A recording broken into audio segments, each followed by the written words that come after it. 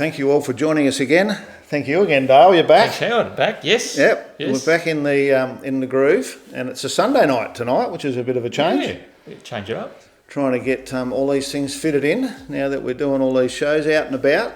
So something completely different for you guys this time, because I'm probably most renowned for my modified cars. Yes. And all of a sudden now we've got a full resto to do. And definitely. It'll be interesting to talk about how different that is and the approach you've got to take. And I think it's almost harder. I think so, because there's a lot more constraints. There is. I mean, there's a very tight plan Yep. that you need to follow. Yep. And this particular car is, what you've seen already is obviously a Cobra, but the important part about this Cobra, and you can see the brochure we've got up there now, is that the Cobras were limited to 400 builds. And there's always been that funny debate about that, because the theory always was that they did 400 because they had about that many shells left they couldn't sell. And someone at Ford decided they'd do the Cobra, and I think it was Edsel Ford actually. And that's how the whole thing came about. Yep. And of course, at the same time, they were looking to homologate a car for Bathurst. Yes. And without getting too deep into the whole 400, but effectively there was 30 Bathurst models. Yes. And they weren't number 1 to 30, they were number 2 to 31, because number 1 was owned by one of the office girls at Ford that ordered one when it was first announced. Yep. And she only wanted a 302. I'll just have one of them. I'll have one of those. So the actual Bathurst models, and we won't get into that now, but there's a whole range of different things they had. The first 100 cars, except for the first one, were then 351s, and then the balance were 302s. So that's pretty much where it is. The interesting thing about this car, as you've probably seen by the number plates and all, is it was Cobra 400. So this was the last Cobra built. Yes. And I dare say would have been one of the last coupes built. Yeah, exactly. Because if these were a run-out model, trying to get rid of them, there mustn't have been too many that came after, I wouldn't think. So we'll jump straight in. So this project started because it stemmed from Tailspin. Yes. We took Tailspin over to Adam and Kylie were here, and we took it over to a street meet over at the shopping centre over near Port Kembla. Yep.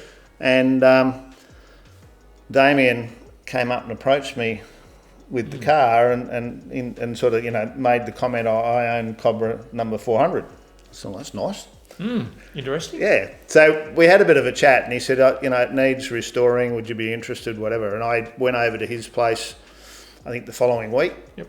Had a bit of a look and a bit of a chat about what he wanted to do. And obviously, the fact we're talking about it, we ended up doing it. So the story with the car was the fact that he'd owned it since '85. Yes. And there's a whole story on this, and I'll put it in the links in the description. There's a really good interview with him and I when we did a story with Unique Cars that actually just goes through the whole process about why and how, and without us trying to get into it tonight. But pretty much what he'd said to me is that he'd stripped the car down 20 odd years ago, and then it had been to a shop to get a repair done on a quarter panel and a few other things and a bit of rust, and he wasn't happy with it, so he'd decided to do some work on it himself. He'd had it sandblasted and primed some of it, but not all of it. So the photo you see now in the booth there up on its side, that's how it came to me from his place. And I was surprised because it was over at Lake Heights, so not far from the saltwater lake. But the bare metal was still pretty good. Held up well. It was still bare, which was good. It wasn't all rusty. So anyhow, so we had a look, and then he brought all of these parts over. So they didn't all come initially. The car came, and then we progressively. But I threw some photos in now. The old plastic tables with the parts, and pretty much he had most of the car still, but a lot of it had been stored either in the rafters or on shelves in a shed, tin shed, that really wasn't sealed up very well. So a lot of it, as you can see there, was carrying a fair bit of dust and rust and corrosion. Yes. But the brief was the car was to use as much of the original parts as possible. Yep. So the fact that he'd owned it so long and the fact that it was the last one is he really wanted to do justice to the car by actually restoring it back with as much of the original parts as possible. Yep. And we'll go into a fair bit of detail about some of those parts and the fact that so many of them are actually labelled and date specific to the car.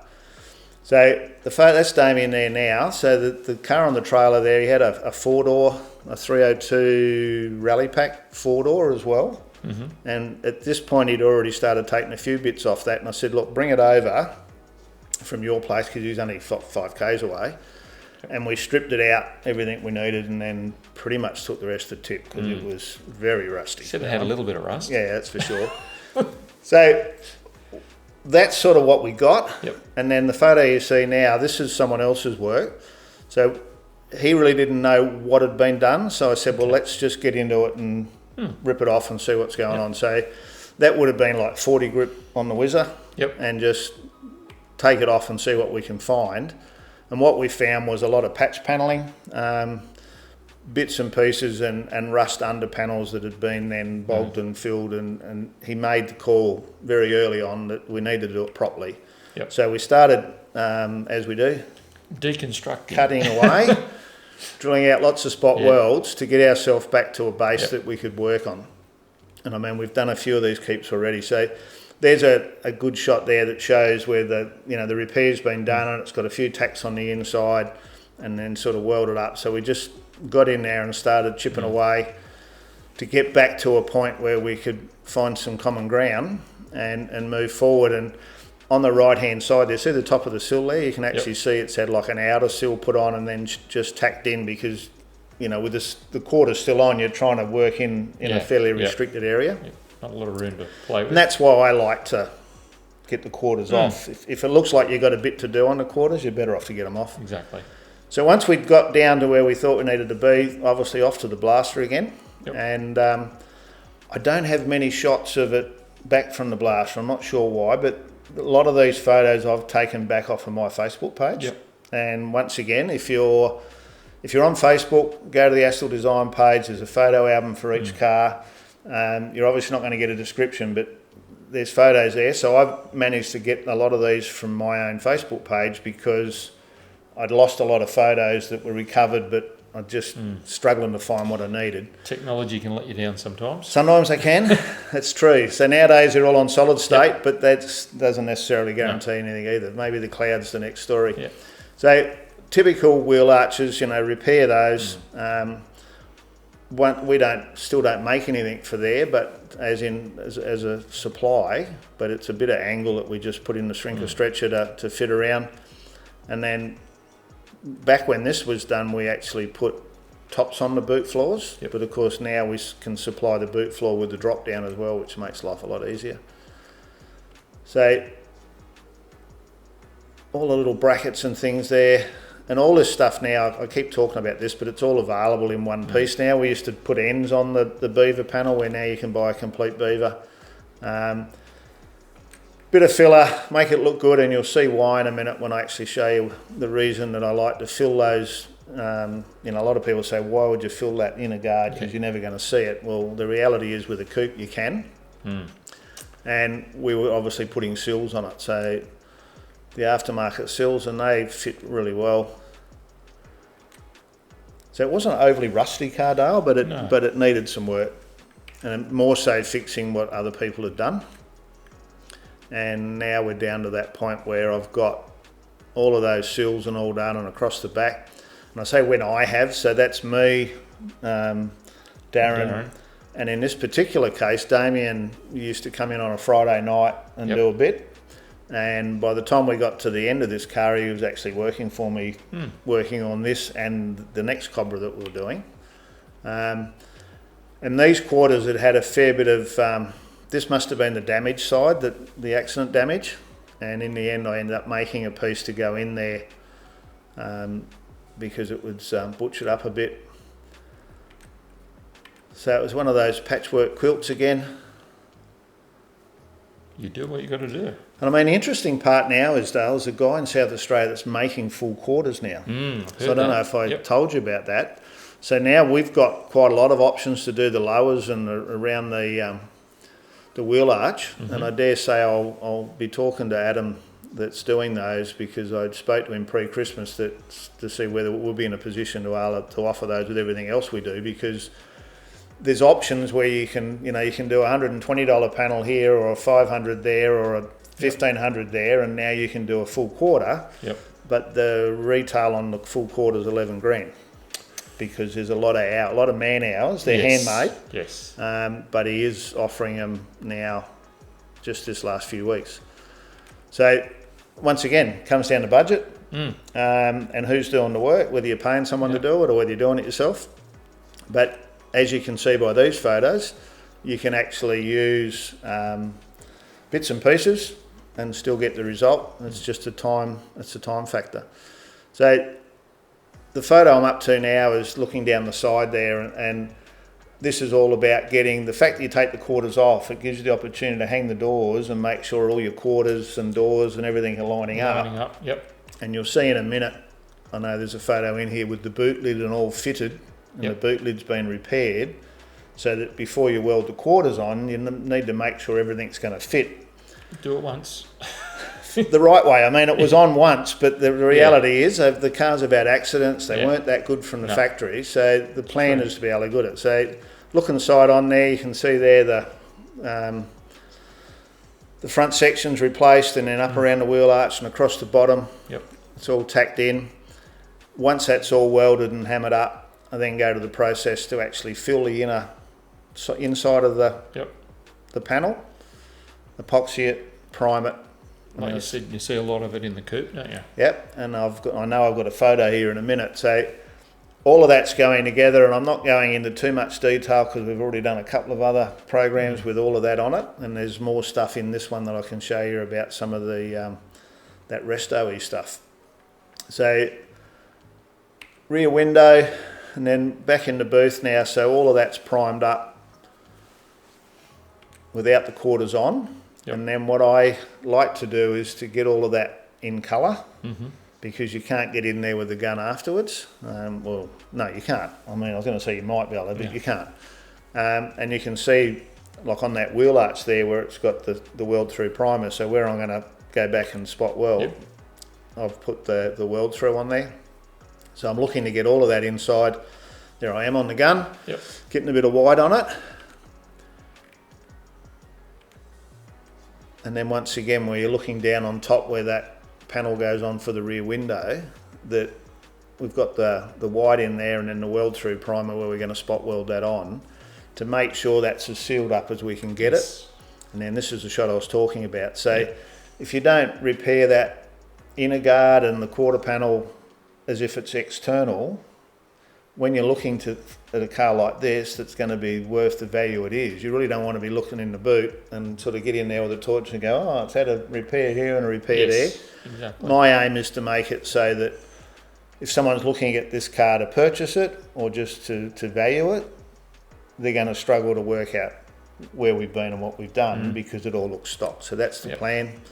So that's the other side. So that's all nice and shiny. Now, by the time we get through welding everything and priming things that have been put together and all, it doesn't look that good, but it's a very good base to be able to rub down to put the final coats on, because with a Cobra, because we're late XC, they were black in the boot. Yes. So the early ones, like Cool Mint, was green in the boot. Darren's was blue, the XB, and now the XC, they were black.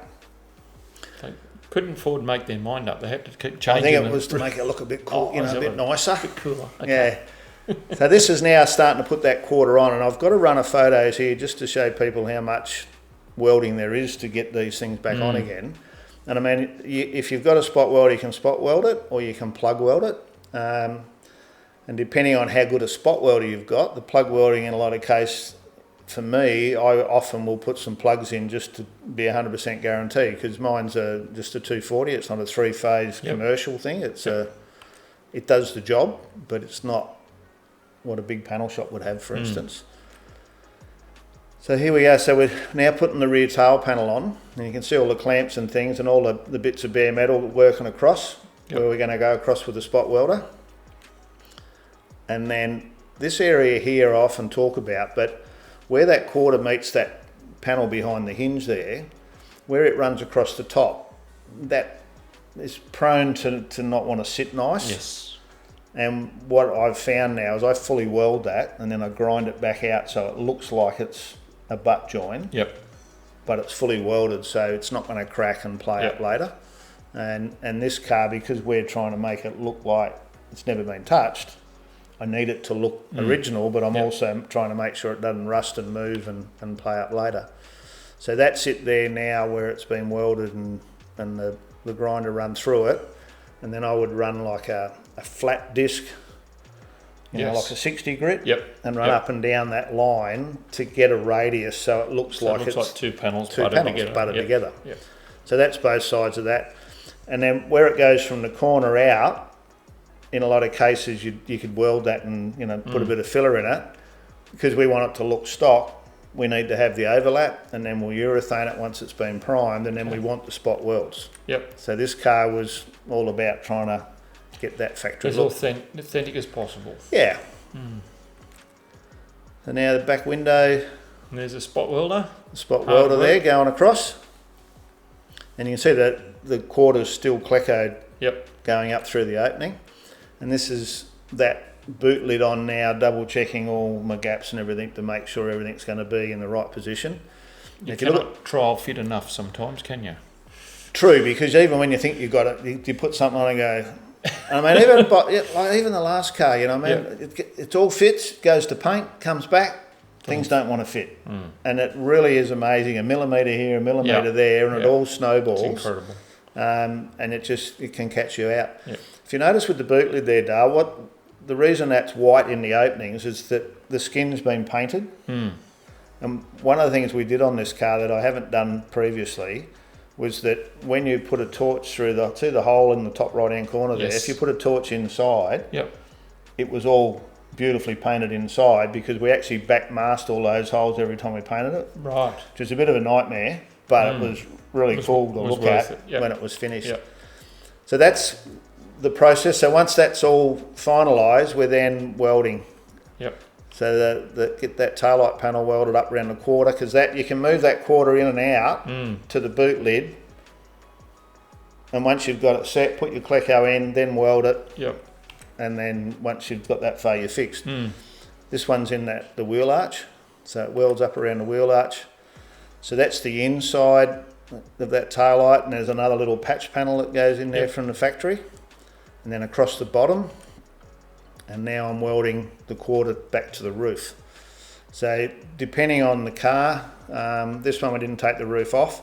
So that's an overlap. The roof sits on top of the quarter panel. So I normally come just below that, still in the step down, cut it off, and when I put it back on, fully re-weld it all the way across. So it's still under that factory seam where the lead goes.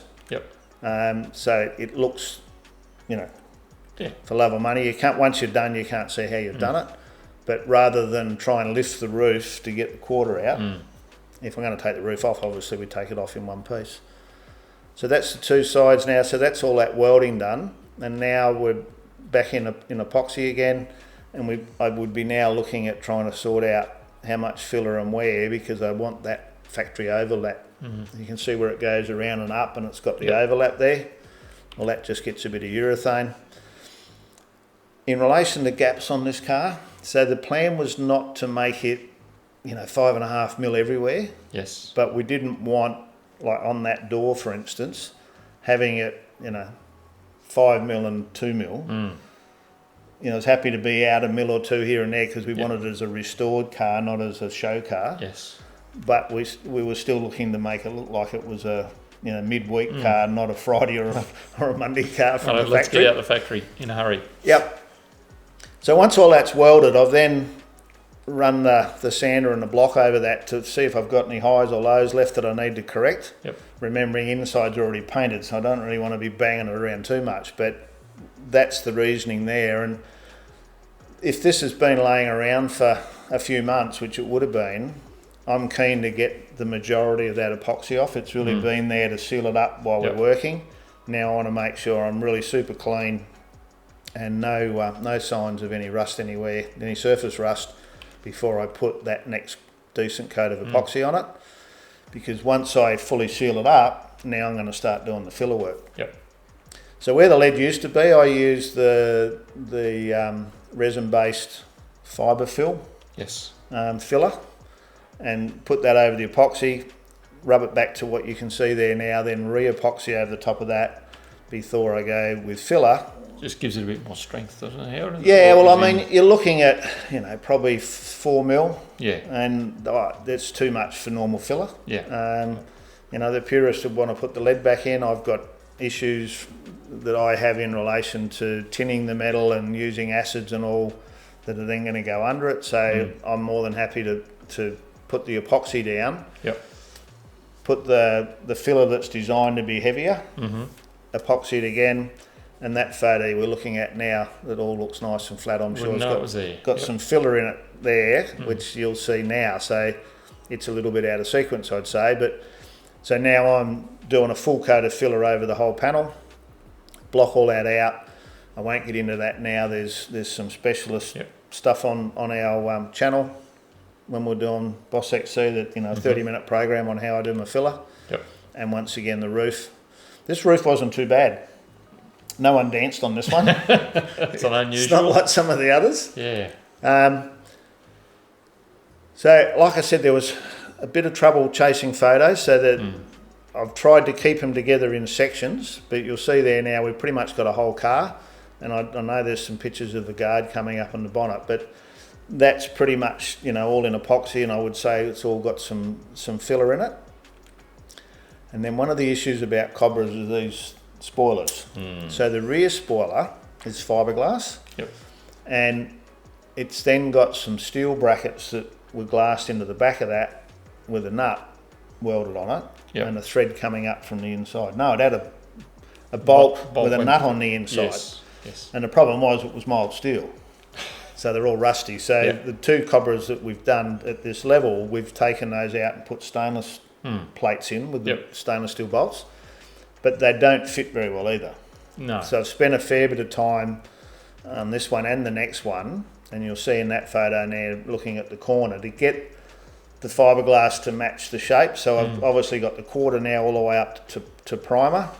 So now I'm trying to get the fiberglass to fit, and the boot line and everything to be as good as I can make it. And hard to take the show car building out. Well, I couldn't just throw it back on and say that's how the factory made it, because they look terrible. Yeah. Well, the factory ones were just, like they were mass-produced things and slapped, well, it was, slapped on, really. They would have contracted someone to make 300 spoiler kits, and that fits, bang on it goes. And the holes in the body were huge. Plenty of clearance. And it just would have been a bang, job's done. So I don't have a lot of photos in this one. I think when we do Venom, there'll probably be more, because I've got every photo that we ever took on Venom. So we de-skinned the doors, boot, bonnet and guards on this car. And these are just, once again, another... And rightly so, by looks of that photo. Another good example. And the other thing you'll see here, Dale, see that big panel through the middle? Yep. That was XC. So side intrusion... Yeah, so XA I think had nothing, XB had a little tiny one, and then XC went to the big panel. And then the other thing that they did with the XC is where the door lock bolts in, these cars had an inherent problem of the length of the door and all that would actually break the lock mount out of the end of the door. Well, with the XCs, they made a panel that fitted on the inside, was spot welded on, that gave it double panel where it bolted on. Yes. And guess what? Someone makes those now, and we sell those. So I think we've mentioned that. If you're doing an A or a B, you can put them on those. But so the XC doors were different to the B, but primarily in strength. Yep. And then this is obviously the skin off on that door or a different door. And you can see along the top there, we've actually cut part of the door out rather than try and remove the skin all the way along. If they're not a super rusty car, it's so much quicker and easier. Yep. And when you go to put it back on, we just weld back through where we've cut it. So if someone's looking at that, wondering what's going on. So we get all that done, and then that would have been painted with like POR 15 chassis style paint on the inside. And then I normally put the skins on just in epoxy on the inside of the skin, so that when I put it on, I can then straighten it and do any panel beating or whatever, and then we paint it afterwards. Yep. So this car, again, different to the others because this one's got to look like the skin's never been off. So the welds you can see there now are the factory spot welds, and then we've hammered it all back down tight, cleaned it up, and then minimal filler. Yep. And then just put another coat of epoxy on, get our primers on, and then put the sealer, like a urethane sealer all the way around, and you'll see as we get further in, well, there it is, cleaned up. Yep. That inside and outside of the skin now is the outside's in bare metal, the inside's in epoxy. Get it all on, get it all welded up, and you can see there's a bit of a patch been done on the bottom corner there. And then we go deoxidine to get it prepped up, ready to take some primer, I would say, or that'd be epoxy, and then the primer. I'll start again. Must be having, it's Sunday night, isn't it? It is Sunday night, yeah. So epoxy, Yep. filler, epoxy, high build primer. So looking at that there, I'd say they're hanging now, so I'd say that's had the filler on them, and that's the next stage then of epoxy. And then that's it fully painted. And looking at the door where it's all masked up, I'd say the underside's already all painted as well with the hinges on it. Now, I put this in, and I've spent a lot of time trying to get these to run in line and collate. When you're doing your filler work on the outside of the car, do yourself a favour, put the rubbers and locks and everything on the car, and make sure the door's shut with the rubbers. If you're buying a rare spares rubber, and I think you probably find that there might be other people selling rubbers, but they probably all come from rares. Where on the bottom corners, both corners, the factory rubber was a bit thicker, like a bump stock. Yep. So rares have put a bit of solid round in the corner on both ends. Okay. And it's too thick. And we actually put a little nick in the rubber, pull that solid core out, and then super glue the rubber back up, so that when the door shuts, it's not pushing against that. Yeah. Because it'll hold the door out. But you need to put the rubber on, get the door to close properly before you do your filler work. Again, trial fit it, but with everything on it. With everything, yeah. Yeah. So that's the doors, the process. And because we're not modifying nothing, it's put it back to original. And then this is the boot lid. So it was, in the scope of things, it was a pretty good boot. But the traditional rust. Yep. And once again now, there's 2 companies in Australia now making hand forming those. And we'll have those on our list fairly shortly as well. So as you can see, that's cleaned up pretty good for an original. And then I put that one in because it's sort of cool because the whole boot's full, but that's it in the foreground. And it was at this point in a build, I'm trying to fill the booth up. So if I'm going to put epoxy in the gun, let's get whatever we've got. Yep. So all of those engine parts, you can see pulleys and all, they all would have went off to the blaster. And then when they've come back, I've gone, right, what else is in the workshop needs a coat of epoxy. So the frame would have went to the blaster. Yes. And then it would get epoxied, repair the rust, epoxy it, prime it, get it to this point, and it's been assembled there now, and you can see the skin's got the white on it that I spoke about earlier. So that would be getting, all those panels now look like they're getting very close to getting their final coat of white on them. So it's always funny, you're back to bare metal again, but that's all the underside. So the outside would probably be either still in bare metal, or it would be just in epoxy. So that whole process, and all the time, every time we go back to bare metal, we deoxidine. And for those that haven't seen it, there's a few other things on the channel with that as well, but the deoxidizing is a phosphoric acid based metal conditioner. And when you use that product, it actually changes the surface of the metal and puts a coating on it. Yes. And I find it really weird that you put it on, it's acid based. So you put it on and then you wash it off with water. And then dry it and then paint it. And I just find it, but you it put works, it on, wash it off with water, and it doesn't works really well. And I mean, we've had stuff in the workshop probably anything up to a couple of months. Yeah. And it doesn't show any signs of rust, but I'll always redo it before I paint it.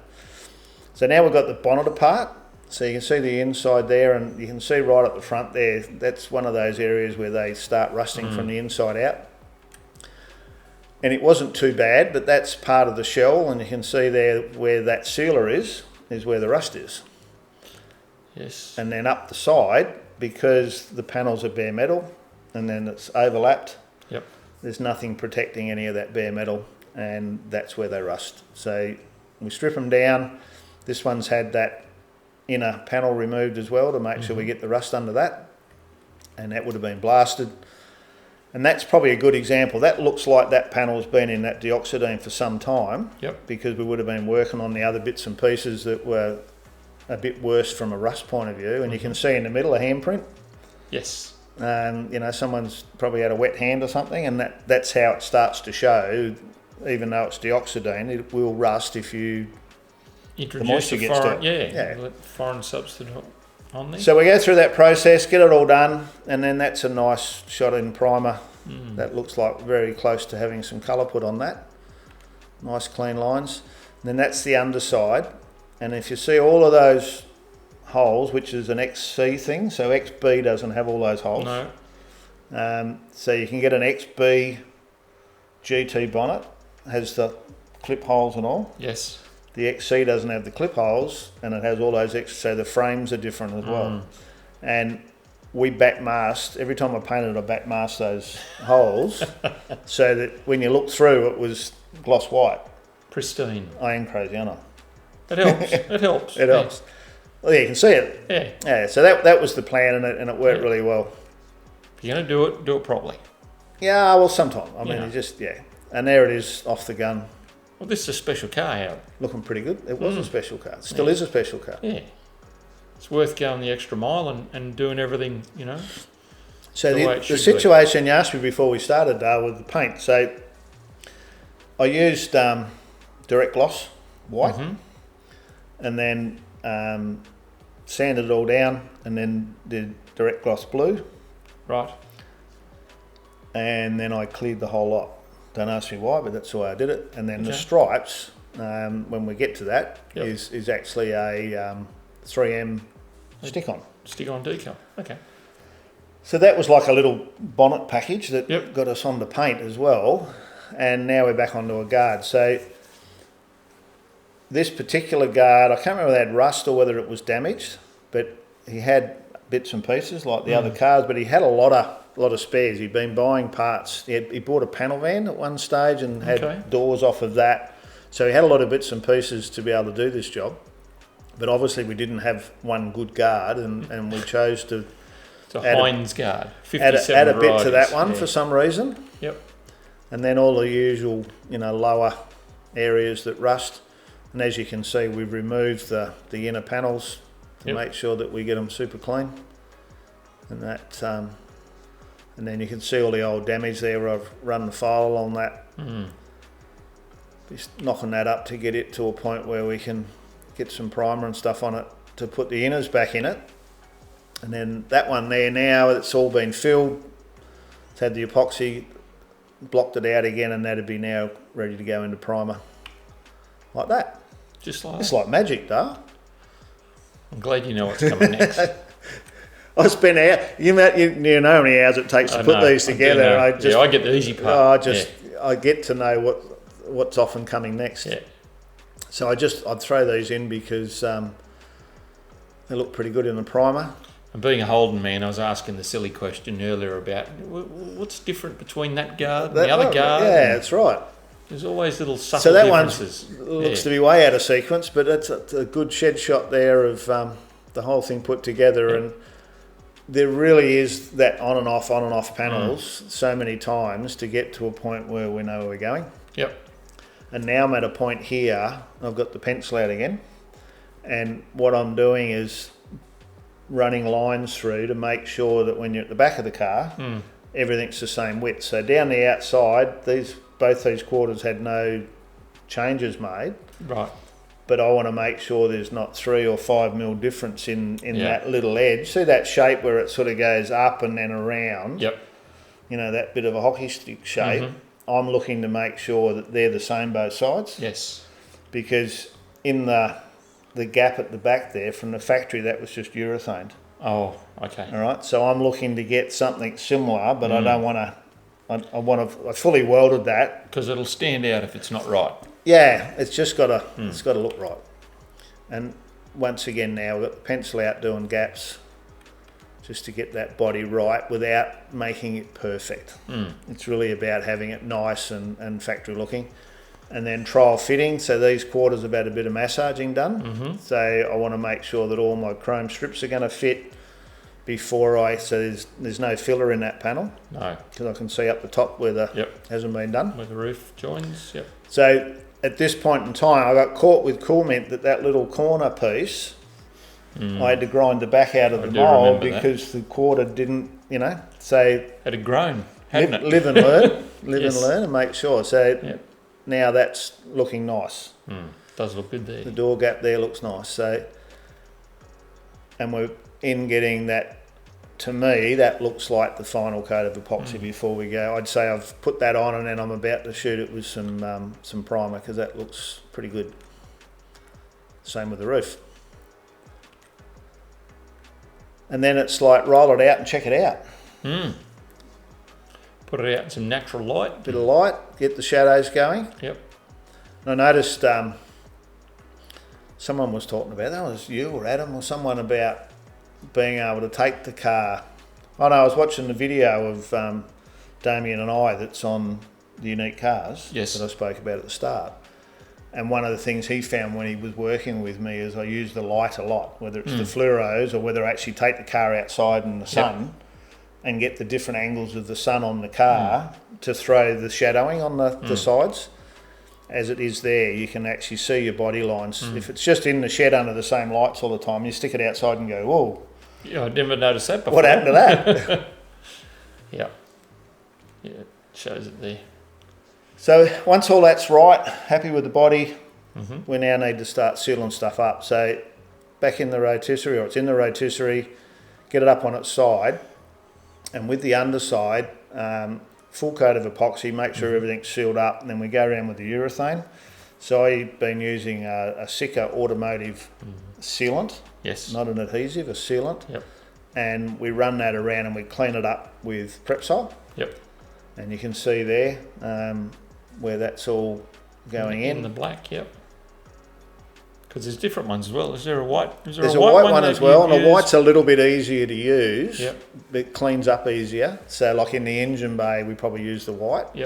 But if you use the black underneath and you get a bit of movement and it cracks the paint, it'll show the white through the black. So I try and use the black underneath. So you're a thinker. Hey, you're a thinker. Well, just probably got caught. Yeah, probably. Not twice. So these would be sealed up better than they were factory. But we need to keep that cancer out. So we need to keep the moisture and all out of those joints. So we seal it all up, and then what I've been using is the CF black epoxy, which goes on and looks pretty much just like that, but it's paintable. So normally I would go the CF black, then put my stone guard on, whichever stone guard we're using at the time. And then once the stone guard's on, that and the epoxy are both paintable. So then I normally use a black base coat and then put a satin clear over it. And that what that does is it gives you the satin finish, it gives you the UV protection, and the satin clears are very hardy to the underside. And we start to get that sort of nice, better than factory look, really. I mean, it's difficult for me, my personality, to flick that stone guard around like the factory did. Because if you look at the guys that do like the phase 3 restorations and all, it's like, the guy on the line used to flick it that way and it went this way and the overspray's got to go there. Well, I tend to backmask a bit and make it a bit cleaner than that. So that's a full shot of the underside there, and things like the heat shields, the two square boxes in the middle there, for the exhaust for the mufflers, I'll backmask those and don't put any stone guard on them, just aesthetically. I like it looks better, I reckon. So we get all that black and the clear on there. And then the next stage is to do, we're going to do the inside. So it's that progression. Yep.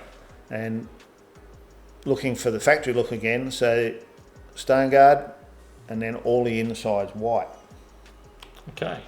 And the engine bay is obviously white. So get all that sealed up. And all of a sudden I've got a spoiler. I'm not sure where that's come from, but it fits now.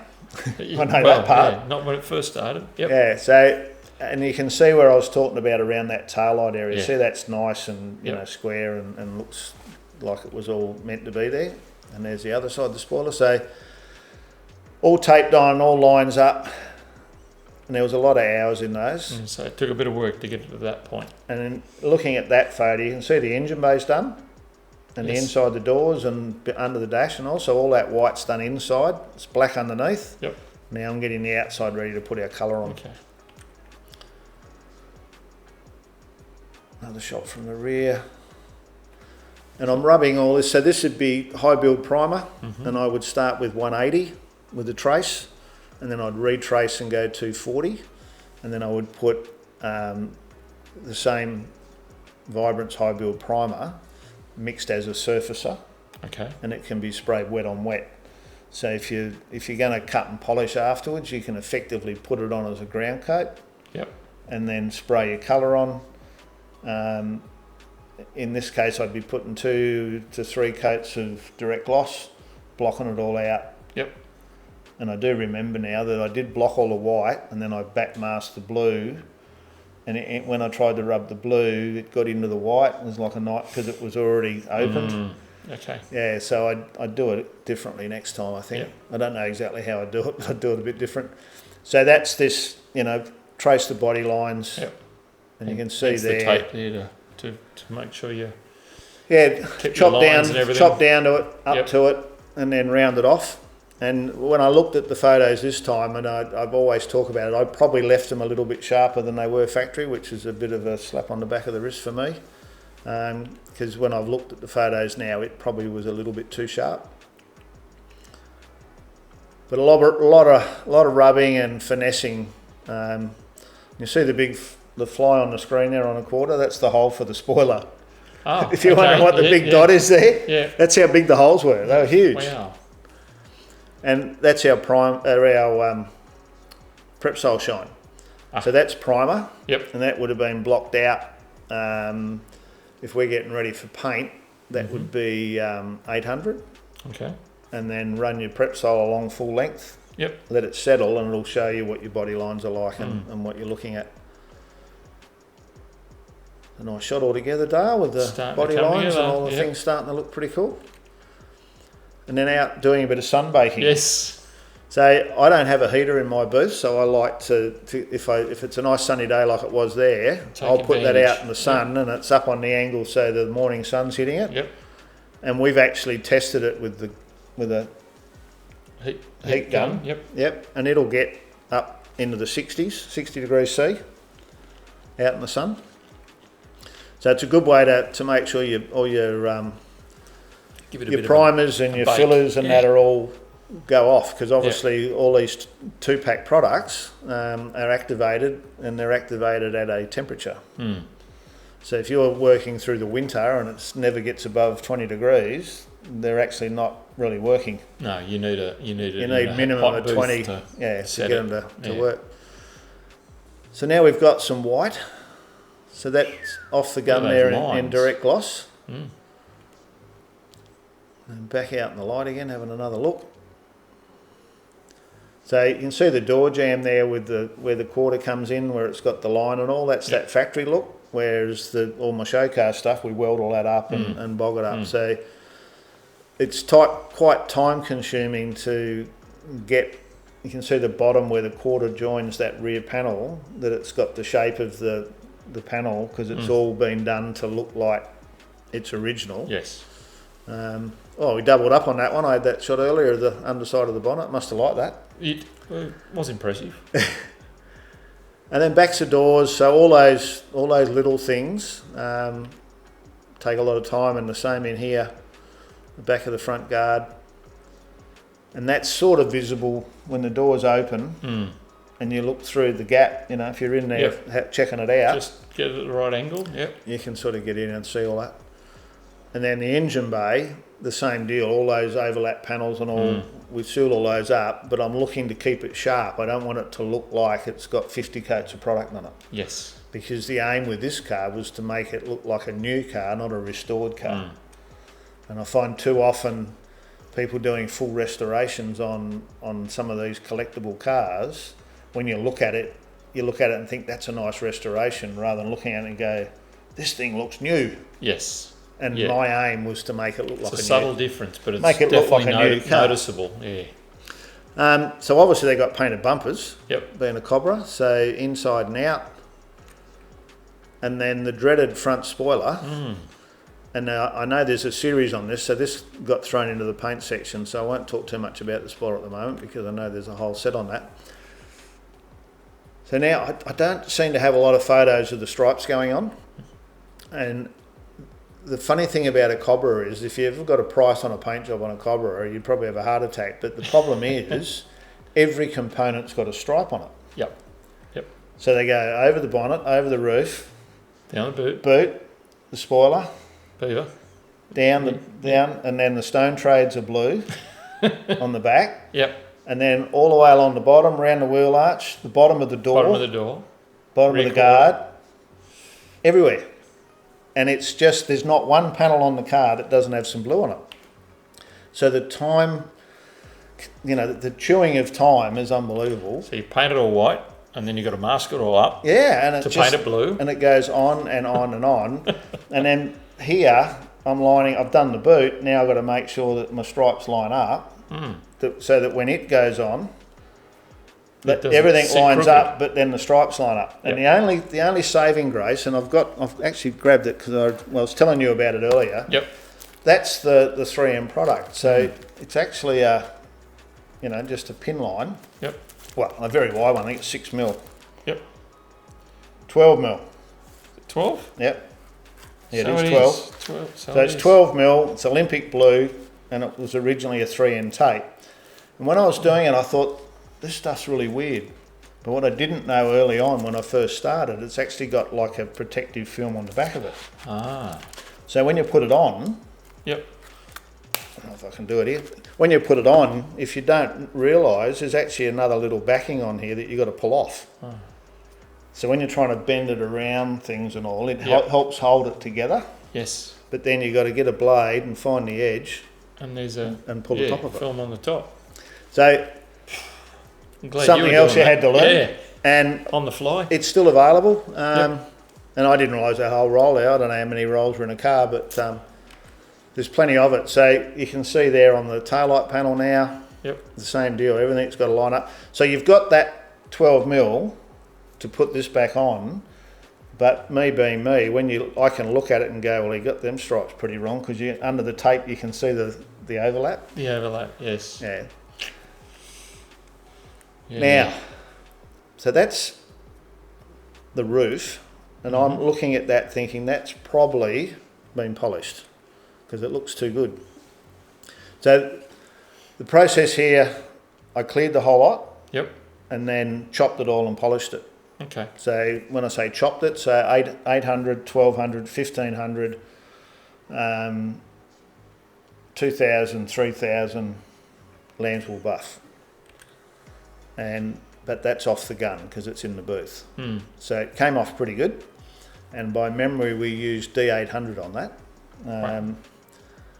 Like Deltron. She's a big girl in white, isn't she? It is. And that's it. You can see there that's clear because there's no colour on the papers. Yep. And it's still in the booth and the floor's wet. So that's me running around with the camera pretty excited that it's come out.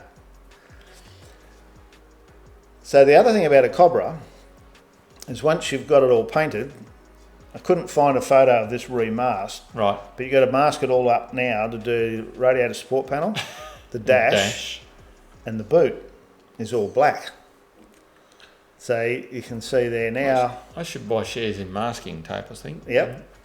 And then I've chosen to do inside the plenum. Now, for those people that are in the know, I'm trying to get the backing off this tape still. I'll put it down.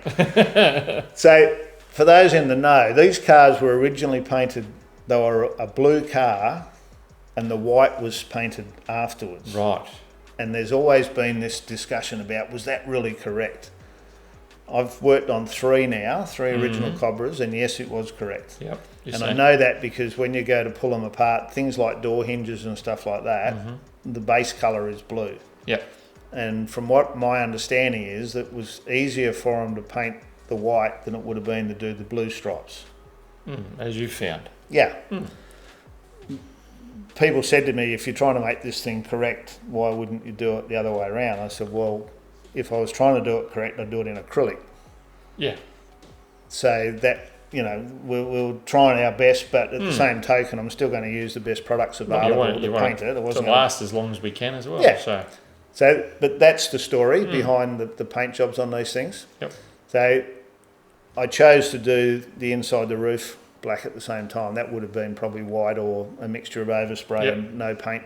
And then the boot in these were black, but it was really a ad hoc thing. If you to do it 100% squeaky finish, there'd be some areas that weren't fully covered. It'd still be a bit of white or a bit of blue showing through. A bit of blend on it. Yep. So while I think of it, I'll talk about it now. If someone's doing a Cobra and they need information, on the Astill Design Facebook page, there is a Cobra reference album. And I was fortunate enough to run into a guy at the All Ford show in Sydney that had a 302 Cobra, almost a twin to this car. So it was a 302 manual power steer aircon electric window car, which seemed to be a lot of them were like that. And it had done 15,000 kilometres. Okay. And was, 95% original. And I say 95% because I arranged to go out and take some photos, and I said to him, "There's something funny about the stripes on this car," because I've done a lot of research. Yep. And he said, "Oh, my understanding is that they were redone at the dealer. There was some sort of problem." Right. So this is the issue when someone says, "Oh, I took photos of a car that's done 15,000 kilometres, never been touched." Well, or it's all original. Yeah. Yes, it was all original, but the dealer did something. Yep. Because there were just a few things on it, and I said to him, "There's something not right about it." And the rear seat had a few little things that I thought weren't right. And the main thing was it had no fading whatsoever, and some of the lines didn't line up. Yep. But I mean, it was a really pure car. So there's a heap of photos of that. And then there was a 351 manual car in Western Australia that was for sale on car sales. And it had this massive photo library on car sales. Okay. Yep. And I went in and downloaded all the photos. So they're on there as well. Okay. And then there's photos of a really rough, survivor car terminology from the All Ford day. And I've taken a lot of photos of the way the wiring's in the boot, where the earth straps go and all those little quirky things. They're all in that album. So if someone's doing one, it's quite handy. So this is in the boot. So all that spot welding and all was where we'd redone the original, because we put the original floors, put new floors in it, but we spot welded back in the original spots and then cleaned all that up. I just thought, there's no photos in all of these photos of the boot. I might have to try and find some of those. So where this is all white here on the underside, where it's up on the rotisserie, they weren't as clean as that. I've back masked to an edge. Yep. So from the factory, they would have been a bit of overspray and a bit of blowover. But what grabs your eye there, Dale, from that top shot looking down? Look at that boot line up over that spoiler. It almost looks like it fits properly. Yeah, I'm looking at that thinking, how cool does that look? Yeah. So now we're in obviously I've got glass on it. This is a bit of final polish. So we're sort of getting to that point, and that's looking pretty slick there now. So the blue pin line's not on it yet, but I would say that's well and truly into the polish stage. Yep. And that's too good for factory. Just a little. It's like a mirror. So a few shots there. So that one's well out of sequence because the doors aren't on it or anything. So this would have been the first sand and then cut before Yep. it went together, and then once it goes together, I normally do my finish sanding. Mm-hmm. So even the cow panel's got blue on it, mate. Yes. Everything's Everything. got blue on it. Yep. The scoops. Yep. Yes. So I like my lamb's wool. So these Merca pads are really good, and I do use a bigger one as well, and then I go down to these gold pads which work really well. And then there's that front spoiler getting a polish as well, and it really is a progression through the stages to work your way up through all those polishes. So that's starting to assemble now. So taillights are in, the side glasses in, the door handles are in. And I love that photo. That's really good with the doors. So no pin lines yet. I reckon I put the car together. Yeah, that would have been probably the last thing and you then did. put them on so to make sure they all lined up once it was all together. Because I guess with that width of that pin line, you can, if something's a fudge little fair bit out, you got a little bit of you got a bit margin of fudge fairer. room. That bonnet looks pretty shiny. It looks like you got doesn't it pretty straight there too. Yeah. I actually end up making a board. I got a bit of custom wood. Yep. Put tape all over it, and then measured out all the stripes, Okay. so I could actually sit it on. As a template and make And sure. in that reference album, there's actually some photos there from the Australian Cobra Club that actually gives you all the measurements. Okay. Because I can't remember whether it's the roof or the bonnet, but they taper.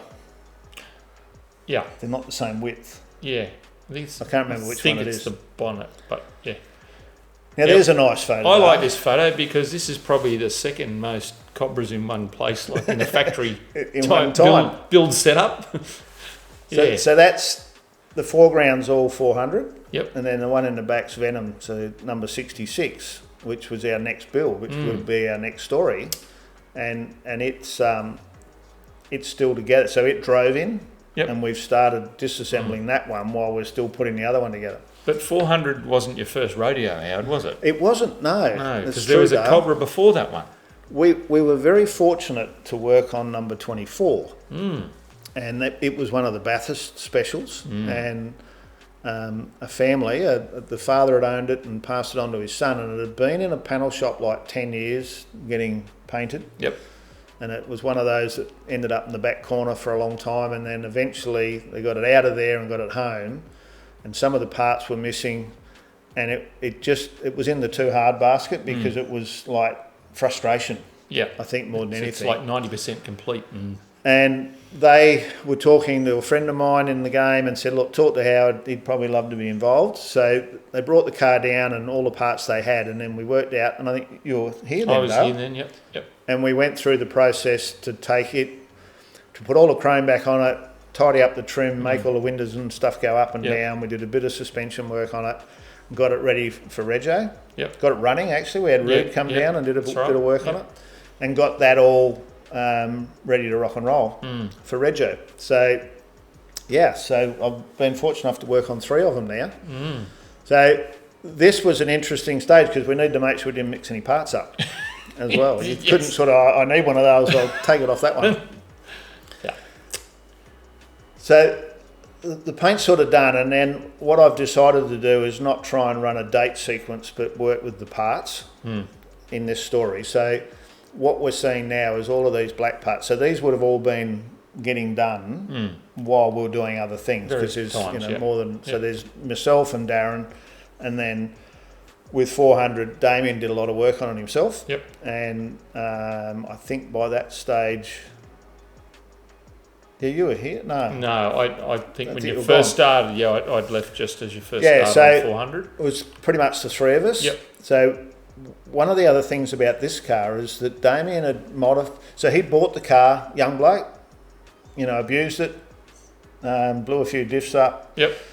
Changed the diff to a 9-inch because he got sticker blowing them up. Changed the 302 to a 351.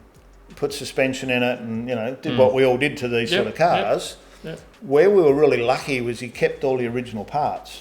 So when he put the new springs in it, he didn't just chop the old ones like I would have. He actually took those out, bought a set of lowering springs, and put the originals on the shelf. I wonder if he used Lovells. He might have. I wonder. I have to ask him. So he had big sway bar, all sorts of stuff on it, right? Yep. Good punt. So The thing that we found really difficult was when we tried to find an original XC front sway bar. Right, so it was effectively an XC update, what was called the update. So remember when the HZ brought out the radial tune suspension? Got old RTS, yes. Yeah. Well, Ford did their update. Yep. And they put the badge in the grille, but they then put a rear sway bar on. Yep. Update, make the front bar 1 or 2 mil bigger, and all these sorts of things, right? So we needed like an XC update standard front bar. Well, most people threw them away. Exactly. So Damien had 3 sway bars, all the wrong size. Yeah. So we were then on Facebook and we're going through the process. So we're looking for a standard front bar of a particular size, and then we needed to go back to a Borg, take the 9-inch back out of it, put a Borg Warner in it. So then it took downgrade. It took him forever to find the date correct because they're actually stamped with a production date. Wow. Okay. Right. And I think the one he ended up with was out of a wagon or something because he needed leaf spring and it's very late 78. And like you said, everyone's throwing that stuff away because it doesn't. Borg Warner. It's not as strong as a no one wants it. 9-inch. Yeah. Exactly. So I think he ended up buying 3 diffs, and there's a whole story to that. But so we kept the 9-inch. Yep. We organised the Borg, or he organised the Borg Warner to put that in it, and then chasing things that needed to be original was become an issue and one of the biggest bugbears in doing this sort of period correct restoration. So all of those other parts we're then now painting and trying to put back to what I believe was original. Yep. And I had a lot of those photos from those other cars because some of the things that are really weird is if you think about when they do the front brakes, they had a bit of wire wrapped around the stub axle. Yes. And it was just a bit of black twitch wire. But which way does it go and which way do you twitch it? Is it twitch left or right? Exactly. So having that 15,000 kilometre car still had the original brake pads in it and the original twitch wire on it. Okay. So I'm sort of taking all these weird photos and the guy's going, I said, I need that and I need that because I didn't know the answer. And me being me, I needed to know. So here's a picture of that front spring. And a lot of people would know is that with the original Ford springs, there's a left and a right. Okay. Because there's always a driver, but not necessarily always a passenger, and the battery's on the right-hand side. So the right-hand spring's a bit heavier than the left-hand spring. Right. There you go. Yeah, right. There you go. Correct. So then all these parts, so as we talk about the whole time, so the black scenario, so if they're not rusty, it's a blast or a paint strip, and then black epoxy, black base coat, satin clear. And then there's a run of photos here now with all those other things that have got to be black. So steering columns, so many things. Badges, all the mouldings on the Cobra's black. So the stainless steel mouldings have got to be all cleaned off. So stripped, Scotch brighted. You couldn't just leave fix the chrome the and make dents. it easy. No.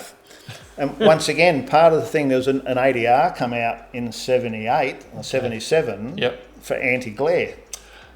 So that's why all those wiper arms and all were changed because someone discovered that it actually blinded you when you're driving, so we needed to have anti-glare. So there's an ADR for that, and that's why they were done by the factory. So wiper arms, mouldings, and then of course we now have an engine that's all in bare metal. So he had the original motor, but he converted it to a 351. Yep. And he'd actually started building a performance engine that had sat for 20 years or 15 years or something. So he made a decision. We talked about it and I said, look, no one will ever know. He goes, Howard, I've gone so far. Yeah. So he actually put it back to a 302. Wow. So he took it to an engine builder, went back to a 302, put all new components in it. Thought you were particular. You're worse than me. And then one of the hardest things out of the whole car to find was that sump. Okay. Because late 78, I think it was, or mid 78, they changed the pressing. Of course they did. And just to throw you. he'd probably bottomed the other one out, and it had a wing sump on it, so we needed to get to find an original late And again, who would keep one of those lying around? Exactly right. So someone did because we didn't find it, goodness. and a lot of it came, like I said, through Facebook. So it's already there now to go for some paint, so that would have been epoxy. And then I used, I actually got some paint mixed that I've been using. XC had this really funny blue, and this is probably a little bit darker than it should be, because I reckon the other blue is really average. So we actually mixed this up for when we did 24. Right. Because we had to paint all the parts for that. Yes. So this was all of those original parts. He kept all of that, and then he had to chase the jack components and all those sorts of things. We CAD plated the shaft and all those sorts of things. Yeah. Yep. And then I got John up at PPG to colour match the orange for me. So we had a set of original ones, and I polished up the original orange, and then got him to colour match it for me to get the right orange. And the orange shows really different. Whatever screen you're watching this on, you might go, it looks too red, or it's too bright, or it's too this. Yeah, it's just your computer. It looked pretty good in real life. Yeah. And then you can see there the little dash pot and all that's missing off that all got cleaned and re-zinced as they needed to be zinced or whatever. Now the photo we got now of the wheels, he had the original wheels still. Okay. So they are date specific again. Is Damien a hoarder, or is he just very No, good he's a hoarder. just very good at hanging on to everything? He's a hoarder. I don't think he was aware of what he was doing, but you did a good job. Very happy that he did. Well done. Well done. So the process we went through here is, I know Damien was doing it because that was his headset that he had when he was here, with the muffs on the shield. No one else had one of those. So they were all cleaned up, and we had to sort of fix any nicks and stuff in them. And then we blasted those in our little blaster, so to get all of that internal area done. Yep. Then they went off to spot on wheels over at Unidera. Yep. And they machined all the faces for us. Okay. Then they came back here. That looks like a finished one. That might be after the machine work. Yep. They came back here, and then we backmasked them all. And cleared them, and then cleared them. Okay. But where it was sandblasted, I sat and cleared it, and where it was meant to be shiny, I shiny cleared it. So there was a lot of masking, and then all the insides were done. And not just 4 wheels, did the spare. There was 5, and then that's what you end up with. So they look like a really slick set of brand new globes, 1978 original numbers matching wheels. Worth a squillion, yeah. Yeah, I owed him a squillion. And that's it on the car. They look a bit boring, and they look really small, but that's what they were. Are they them rubbish aquajets that they used to run on them? Well, it's funny because it was like, what are we going to do about tyres? And someone has actually started remaking them. Like, I think it might be Grand Tourer or someone now makes period correct. Yeah, what look like aquajets in a new tyre. Okay. Darren had imported these from England for his coupe. That's right. And then had gone on to other things, and he had an original set of wheels, you know, the Darren story. Yeah. So he said, I've got a set of tyres. Darren's a hoarder too. Yeah, so he had Darren had the tyres, so that's the tyres that went on it, and they were the correct size and all for that particular model. So you'll see in the finish shots that these cars need a lot of wheel, but this is a resto, so back to original. So I had the C4 redone, and that's how it come back from the C4 technician, and then we did that. Well, Damien did most of that, I think. So that would have been a light... Cheaper if Damo does it, a light acid clean, and then where that's silver that looks a bit like zinc there, because it was already together, I just backmasked it and sprayed it with one of my... I think I might have pressure packed that. You can buy a zinc look-alike paint that comes out of the US. Yep. And then all the other arms and things, obviously, we had zinced to make it look nice and new. And then the sumps on these from the factory are bare metal. Of course they are. So we blasted that bead, like glass beaded it. Yep. And then I cleared it with a satin clear, so it looked like bare metal, but it was never going to rust. And then that's what you end up with. You can see that sump there now, and then the black zinc bolts, and then all the other silver zincs and all the right colours and tonings, and then that's a little shot from underneath with the gearbox in the car with the cross member and the brake lines. So then all that parts that were hanging earlier got to be black, and then we start assembly like that. It looks like an ad for a new front end, doesn't it? It does. That looks like from Lovells Automotive Systems. Yeah, pretty much. So that's it fitted up. So the plan was to get it all back to original, and then once it was all assembled, we put all the dots and dashes and colours on it, and you'll see that. But those front springs cleaned up enough that we could find the original colours and all on. Wow. Which was really cool. And then we scored some new old stock. Motorcraft shocks. Yeah, I can't read it from here, Dale. Oh, Shore trackers. Yeah, shore trackers. Oh, okay. So that's not what was on the car, Ah. right? But that was the hot rod trick from the factory. Like when you bought your Cobra and didn't handle real good, you put some shore trackers on it. So it's a Ford part. Yeah, motorcraft it's a part. motorcraft part because we couldn't. You can pull them apart and rebuild them and all, and the cost on this car was already getting pretty out of control. So we decided we'd run those, and that's the close up of it fitted. But I did spray those to the original colour, so the Backmaster stickers and painted them. And then this is Damo, because I'm trying to teach Damo how to take the photo. So he's doing this in his own time. He's a motor mechanic. Yeah, okay. And he worked in a bit of a spray shop and stuff, long story. So I said, when you take the photos, just set it up a bit. And then I got the photos one day and I went, wow, how cool is that? So every component that is used on it and all the little bits and pieces, so they're the rear discs. And we've got fronts and rears all together there now. So that's that VHT new cast. And then all zinc plated, and you can see the new shafts and stuff. So I'm about to do that with the van stuff actually. So I'm about... Well, you know what to follow, don't you? Yeah, they're ready to be assembled. So that's that Borg Warner. Yep. And they were originally at the Borg Warner factory, the centre pumpkin being cast iron, they were painted with red oxide to stop them rusting. And that's why they had the red oxide centre. So because no one thought to put any paint on it afterwards, is it? Well, there was no need. It was like a production part. So they put the tubes in, give it a squirt with a bit of chassis black, and the centres were left. And there's probably meant to be a bit of overspray between the black and the centre. So that's why, because people often say, I wonder why they're that colour. Well, that's how they came. That's how it came. But then the front yoke was still bare metal, like cast, bare cast. Which you would have backmasked and cleared. Yeah.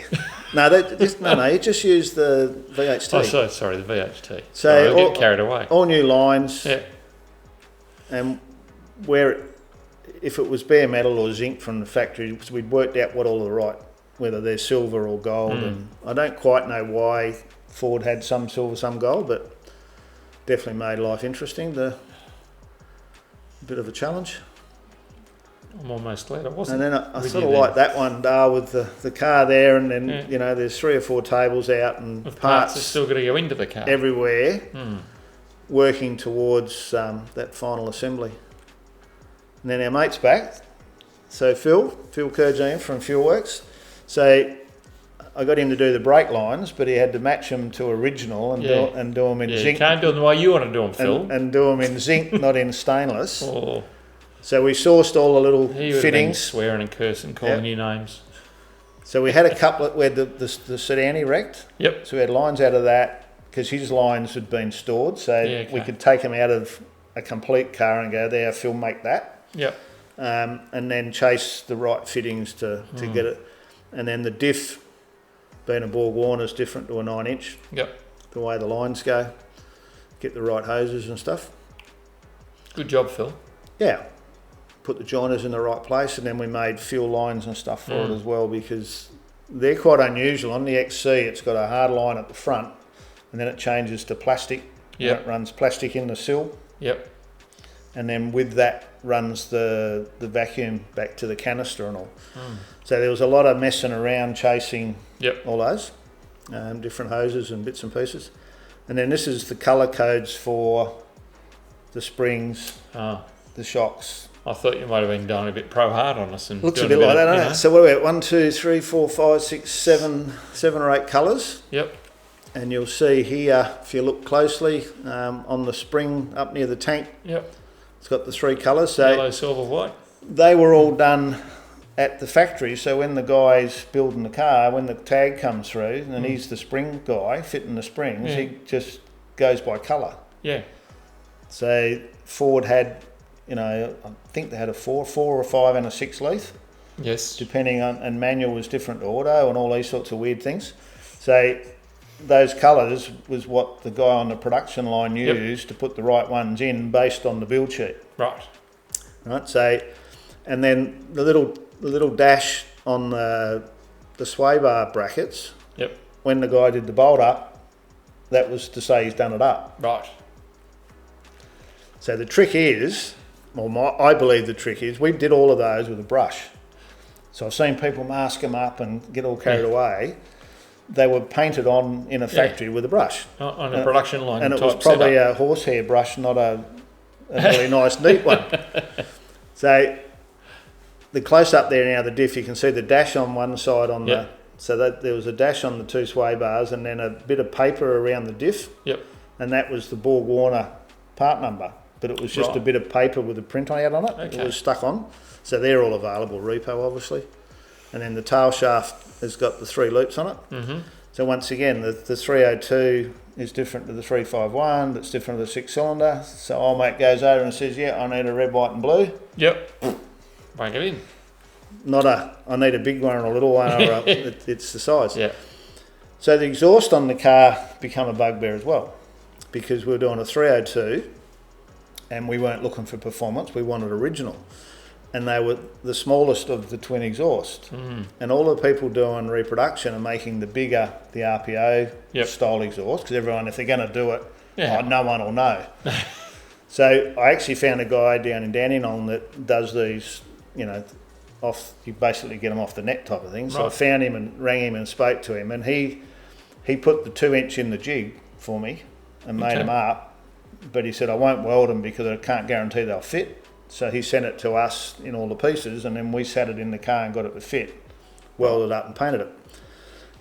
And then I chased to get the right clamps, because they're quite an unusual clamp.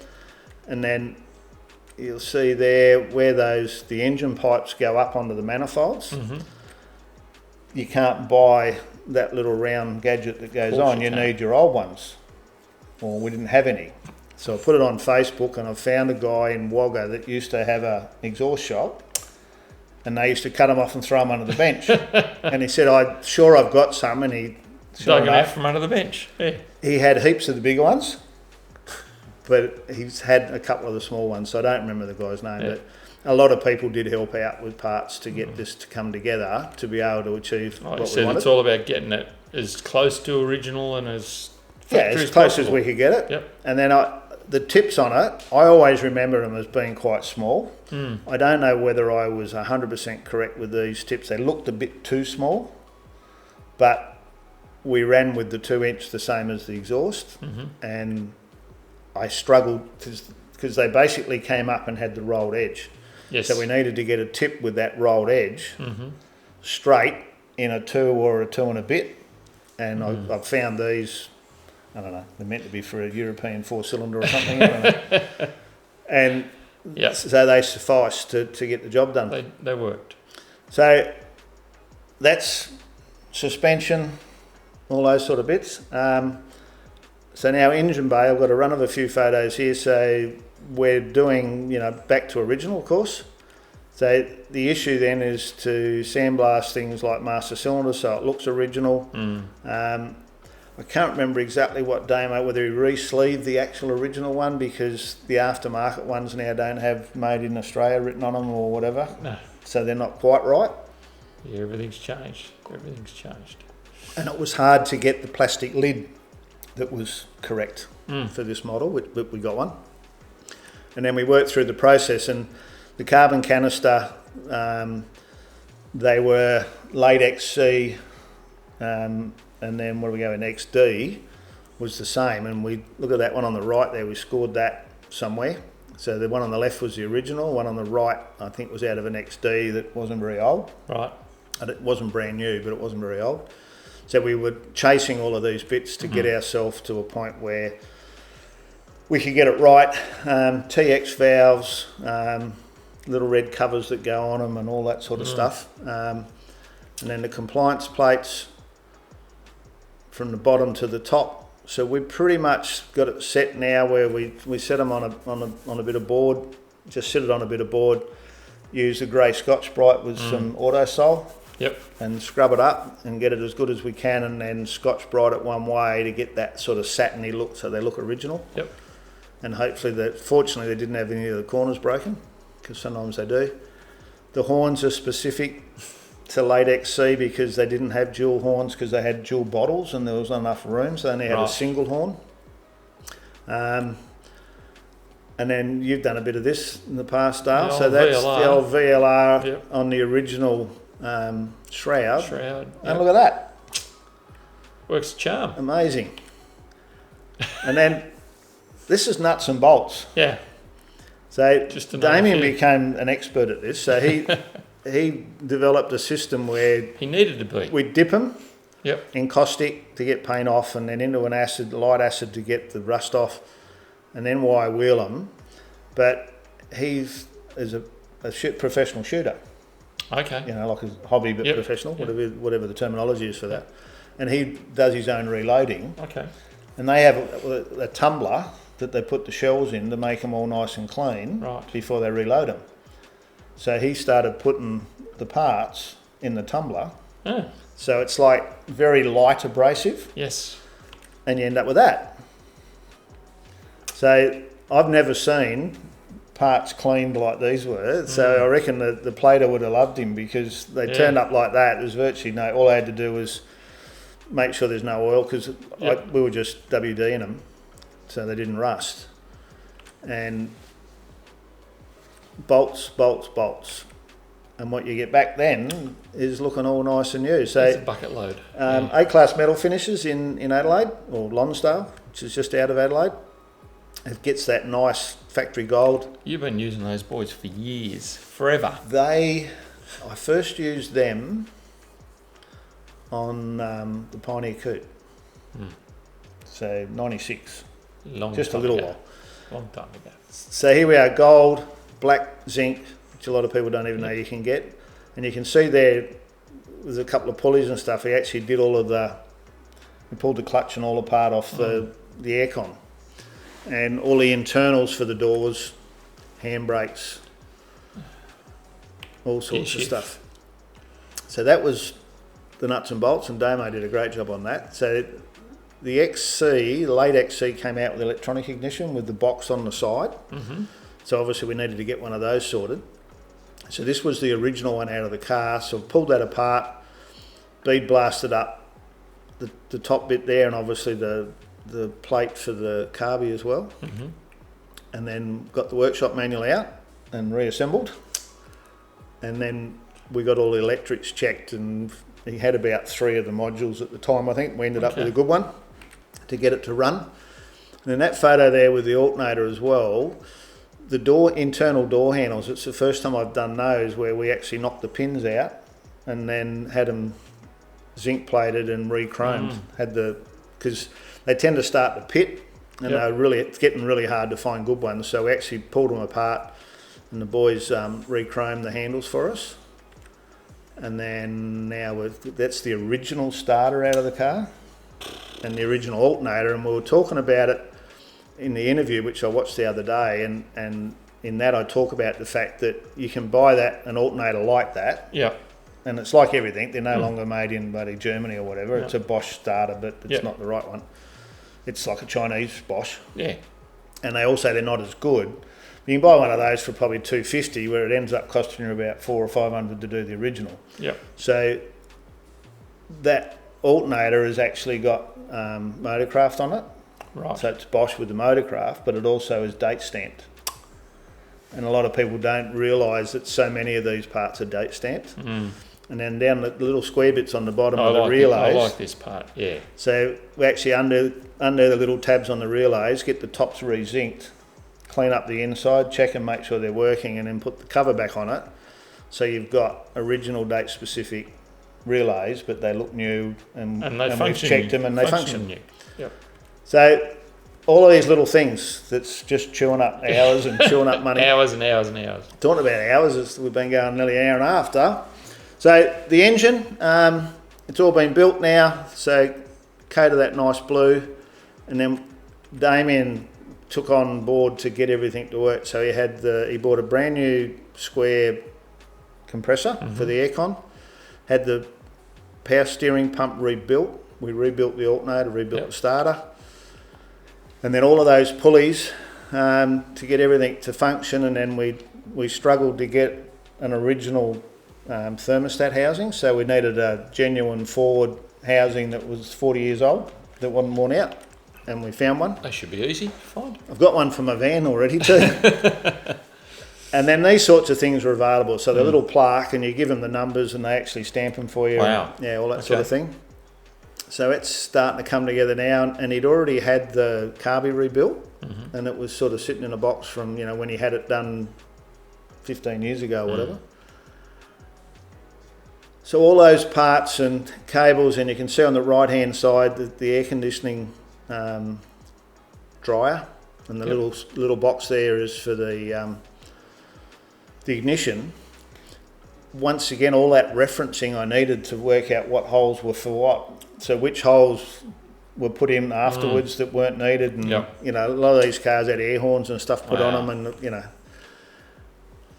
and once again looking from underneath to get all of those colours right and which holes belong, which don't, because normally I just weld them all up. And then all the little brackets that hold the hoses. Yep. And then the actual, Damien got all of the pollution control working. Right.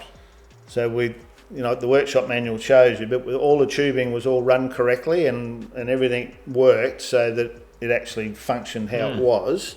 Just solely because we got caught up so much in trying to make it as original as possible that we did all of that. And then the stickers on the plenum, I reckon I've got 3 or 4 different photos of different cars with them in different positions. And I just think it was at the factory, it was like, oh yeah, bang, bang, bang.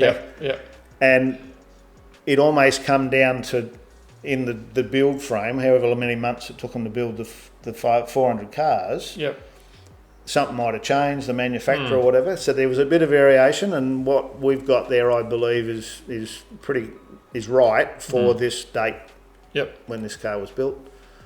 And I really like that. Yeah, it's pretty cool. Even inside's right. Inside the air cleaner. And like you said, this is so much harder than building a car as a show car, because you can do what you like. Do what you like. This one, you're so constrained with trying to get it as factory as possible. Well, even like the hose that goes from the breather up to the air cleaner. That hose has got like a blue line along it from the factory, and we had one. And I've got another one now because the van still had the original one on it. But it's that sort of thing that you've either got to recreate it or you've got to have an original one that's still functioning. But you can buy things like these belts. There's a guy that gets an original, like a new belt, and puts all the original part numbers and all on them. So it's just some nice close-ups. Things like battery, you can't get a battery with those sort of terminals with the right size, so you buy the battery and then file the terminals down. I painted the top of the battery to match. I put it on Facebook, and a whole heap of people sent photos in. So I said, what battery was in an XC, late XC? And they were an almost opaque white base with a red top. So I bought a battery with I don't know if it was black or white, might have been black looking at it from here. And then the Motorcraft sticker that's on the top of it is actually off the side of like an XA or something, and then I trimmed it down so it looked like the XC one. And the little stickers on the end of the rocker covers, we made those, like printed them up. And some people got too much time in their hands out. You see the difference there? So the battery hasn't got the sticker on it. And it doesn't look right.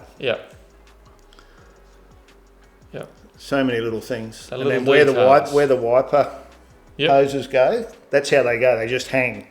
Right. And if you ever replaced them, you'd get a bit more hose and make it a bit neater, but they weren't neat. No.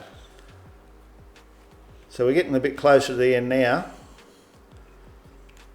sitting outside there at night, obviously on a Friday night. Yeah, I'm going to say waiting for that infamous rear glass. Put the rear window in. So the boys from Working Class Windscreens again were in to do front and rear screens. Yep. And they all come up really good. The back one went in. I think it might have been a one shot. We're getting a bit better at it now. Now the blue lines are on, Dale, see? They are on.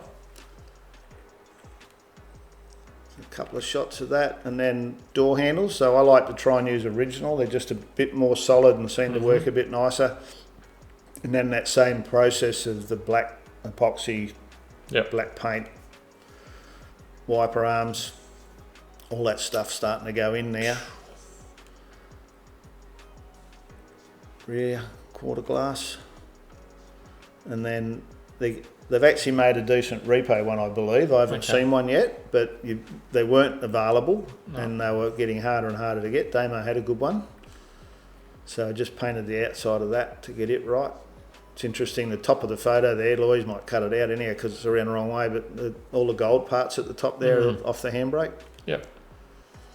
And I think by memory, we scored a new old stock rear handbrake cable for this. Oh. Because the handbrake cable's got a green rubber sleeve on it, and all the reproduction ones aren't green. So you need a new old stock green one. So lots of bits to go on, the paint to line up, and then the stickers. So the Cobra on the boot is a sticker. Yep. We've got a little video. So being a new engine, it's all been assembled. Done by, built by an engine builder. Oh, bit of a backfire there. So outside, you've got to start it, take it straight to 2.5 grand and have it sit there for 20 minutes. Yep. Brand new. To make sure you don't, that you match the lifters to the cam. So you imagine the pressure on poor old Damo here. So he's invested half his house into this build. Literally. And now he's got like I said, he's a mechanic, he's got the pressure gauge there. You've seen he's sitting in there with his the timer on his phone. Yep. Going, hurry up, hurry up, hurry up. You wouldn't want to get a cramp. So we're not hearing sound at the moment, but obviously I've gone up the back to have a listen. So it wasn't without drama. No, there's always drama when you build the car. It's not in this footage, but I don't know what it was before this, whether this was the second take, but it actually, when they rebuilt the power steering pump, something wasn't quite 100% right, and it blew a whole heap of oil out of the filler tube onto the pipes and went woof. It goes forward. So Damien in his wisdom had an extinguisher there and hit it with the extinguisher and put it out. So interesting times. So it's all together, it's running, it's, backed in and out of the shed. That I said earlier about the infamous spoiler. So you thought the rear was bad. The issue with this front spoiler is you really can't get it to fit 100% right until the car's finished, because you want it to be all together so you can sit it on there to see what work you've got to do. And there's this particular spoiler comes off eBay, and it's not a bad fit, but it doesn't have the ends and stuff in it, and it's designed to have just 2 screws in the top edge, which all of the 370 cars, the non-homologated, that's the one. Yep. Had a plastic spoiler. Yeah, okay. And the Bathurst model had a fiberglass one. Right. You can't buy the plastic ones anymore. But the car that I took the photo, I knew what they were like because I was around when they were new. Yep. But the car that I took the photos of had the plastic one on it still. Right. So my aim was to make this fiberglass one look like a plastic one. So on the end here where it shapes around, I've made all that on the car and then taken it out the back and done the fiberglass work on it. There we are, the photo out the back, to glass all the ends on and to get it all to fit. And then go through the paint process, put the stripes on it. Yep. Clear it. What a surprise, it's got stripes on it too. So that's the finished job. Yep. On 400, and the next photo is the plastic one. Right. So sort of looks the same. Had that round top edge with a little nick out of it in the plastic. Yep. And where that stripe is on the side, that's when I said to the guy, I don't think this is original. Because even blind Freddie can see that don't look right. No. And when I did some more research, and he said, oh yeah, no, I'm pretty sure there was some work done on it. So he obviously was pretty sure he knew. Yeah. Yeah. So my aim was to get it to look like that. And then it's interesting, the centre of it goes up in the middle. Yes. And on Boss XC, for instance, I've made it so it's not like that. Right. Because I don't think it looks right. When we took this to Summernats, it was interesting that Drago, the judge at Summernats, he said, I love this car. Even the spoiler goes up in the middle like it's meant to. So, you know, he's been around working on these cars as a tradesman forever as well. And he goes, it's so cool that it actually looks right, you know. And that's the hard part when you're trying to reproduce back to original, to know exactly correct. What it was. And what it should look like. I threw that shot in because it just, I guess, expresses that whole thing. You can see in the foreground some of the parts I've been talking about, and then the tank there is actually, Rare Spares have done a tank for the early models, non-pollution, so up until mid-XB. Right.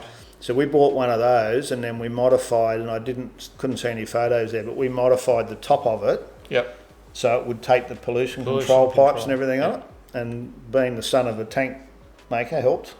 Yeah. It's all Galvo, so we actually sweated pipes in it and messed about, and I guess eventually they'll make the pollution ones. But so we're able to put a new tank in it and convert it so that it was pollution control. Interior. Yeah. So that's the dash in the box that didn't have a lid, I don't think, and it was up in the rafters. It was face up in the rafters. Yep. And that's just one of those classic photos of, here's a pile of parts. I've got all the parts. That needs, well, they've all been cleaned and started to be treated, and I don't know why they were in a pile, but I just thought I'll put that in because that's indicative of the whole process. Yep. So we went through, every part. So all of the under dash stuff was all redone. Yep. And all made to work correctly. Steering column was rebuilt. Brake pedals. Pedal box. Yep. Yep. All that sort of stuff, and you can see those little strikers there, the gold strikers. Yep. They got dates on them. Wow. Yeah. Just got a stamp in the end of them that just have 876 or whatever. I like this photo because it looks like it's on a white screen, on a blue screen. Yeah, it's like everything's white walls, white floor. So all those bits starting to go in, and then you've done a few of these. So these were all pulled apart and re-zinced. Sent off and done, and then the plastic's cleaned, then reassembled, and then they all obviously fit up under there before the fascia goes on. And these fascias are terrible. The plastic's very brittle. Yes, I mean it was mid 70s, so. But it's the type of plastic. Yeah. The XA XB plastic is not as brittle as the XC. Okay. And it's pretty rare you get one that's not cracked. And we did some welding and. Yep. And then that's those original gauges all cleaned up and the lens is polished. They look a bit better now. Yeah, it looks a bit sharper, doesn't it? And it's funny, I've still got the tin, the fluoro on the gauges. Yep. I'm still using the tin of fluoro from Rock 3. Yeah. It's still there. It's just in case. Solver. So just some progression there, and the hump for the T-bar going in. And all original wiring that's been all redone. He had a good steering wheel, which was good, and crash pad. Yep. Get those all cleaned up. There's a crash pad in it. And then it had an original stereo. Okay. So they were mounted on the right-hand side. Yep. And they've got some really obscure little brackets and stuff, and he had all of that, but we weren't looking to try and make it work. We just needed it to look right. So that's the best of what he had. And then I pulled that all apart and then cleaned it up and got my little white 1mm marker and did the letters, and then did the chrome surrounds and stuff. And I've got a little pen here, liquid chrome. So if you go to your eBay and type in liquid chrome, this one's it's about 2 or 3 mil. And you give her a shake and put it on, and if you are really quick and get it on in one go and covered, it's very, very good. Yep. And you can use that on all of these parts as well. It's not chrome, but it looks pretty darn good because It does a good match. I haven't found any other way of doing it. So Yep. all of those little components have got to get done, and that same pen around all those circles. So I normally sit at the desk and just take my time and do all of those. He's a patient man. And what then can I say? you end up with something that looks a bit like that, though. Seat belts. So Yes. I've got a big box out there now that's full of leftovers because we've cut up a lot of old belts to get enough good parts. Because the problem is, we can get them re-webbed, but before you re-web them, you need to make all of the parts good. So the top ones we get re-zinced, the middle ones we get powder coated, and then the loops in the middle, we pick the best ones and get them chrome plated. But the next picture there with the clips is I haven't found a way of doing it with them. So you need to find a clip that's not rusty on the steel and the plastics aren't broken, which is getting very, very difficult. Yes, would be. And I've just pulled the VAM ones apart to do those, and I've only got to do 2 belts. But I had a set of late XB 4-door belts that I paid $230 for about 6 years ago that I've cut up now to get the parts to do the VAM ones. And then retractors, we pull all those apart because the screws often break and all that. So we pull it apart, get enough good parts to be able to send off to Seatbelt Solutions in Perth. Yep. And we send all of those reconditioned parts over, and then they re-web them. And then when they sew them up, they actually sew a ADR tag back on them. Okay. And they're all legit. So all these little plastic bits, same deal. You've got to clean them up and find some that aren't marked, and the white bits are still good. And then you end up with something that looks like that. All the things that people don't think of necessarily. Yeah, and I mean, just in sheer money, you're probably looking at $1,000 to do a coupe set, plus the hours. And there's a few hours. Plus the hours, yeah. So if the owner's not doing some of it, if you're doing hourly rate, you can spend a lot of money. Yeah. And the problem, and the reason we've done that, especially on a car like this, is the replacement ones have got red buttons because that's the law. So you can get a belt that'll fit and work and probably be better than these. But it's not period correct. But they're not correct. And believe it or not, those retractors, the plastic cases, are date stamped. Of course they are. Thank you, Mr. Ford. Yeah. So it's a case of trying to, if you're being super picky and you want to make it 100% correct, there's all those little things. And I mean, there's things on this car that aren't, like the bit of backing behind the seat's not period correct, but it's very close. But I didn't want to put parts on it that were clearly the wrong part out of the Ford tin. And that one's there in for the seatbelt. Obviously the trim's in it now, but that it's got the drop down from the top with the plastic cover and then the little chrome bit and then the retractor and all that sort of stuff. So there's Simon. So he did the hood lining in this car and he also did the seats, and Damien he was a member of the New South Wales Cobra Owners Club or whatever, way back, and was heavily involved in the club, and they did a rerun of the fabric. Right. And he bought enough to do the car, and it was still in the bag, and I think it was like 10 or 15 years old. So he had that, and then I approached Simon and we talked about what we could do, and we liaised with Ben from Global Trim down in Albury, and he does the foams for them. Right. So we basically repaired the frames, powder coated all the frames, all new foam, and then Simon did all of the fabric as well. So we'll get to see that in a minute. So the hood lining, we've just put insulation up in there, and then these were like a grain fabric, not the moon fabric. Right. So what I call moonscape's got the little round holes in it. Different texture, Right, it's like a textured finish. And then these were slightly different, which was just, once again, late XC. So these cars were built on a Falcon 500 base, but then they sort of went into the parts bucket and got the Fairmont trims for around the window and a bit of this and a bit of that. So but the base car was a Falcon 500. Okay. And then all those electrics and things that go in the windows and like the lights. So Falcon 500 didn't have the pillar lights, but the Cobra did. And the rear seats were a bit different as well. They had a different shape about them. There was 2 or 3 different shapes for a rear coupe seat. So that's him doing the seat. So I did a lot of research and supplied him a lot of photos, and he spoke with Ben as well. And in the end, the next Cobra, Ben did the seats, did the whole lot, because he's got all the patterns there and basically bang them out.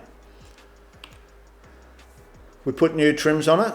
We hummed and hawed about using the originals, but the level the car was coming out at, they really weren't going to stack up. So we had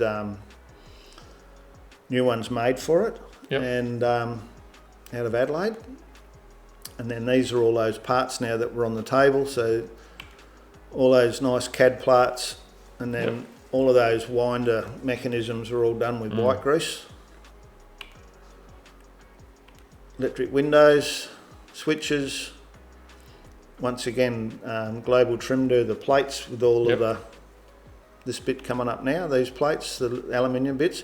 I was in the process just about to get the stickers made and get them cut out, and then he went, well, we've got these, and I went, oh, that's a bonus. Yes.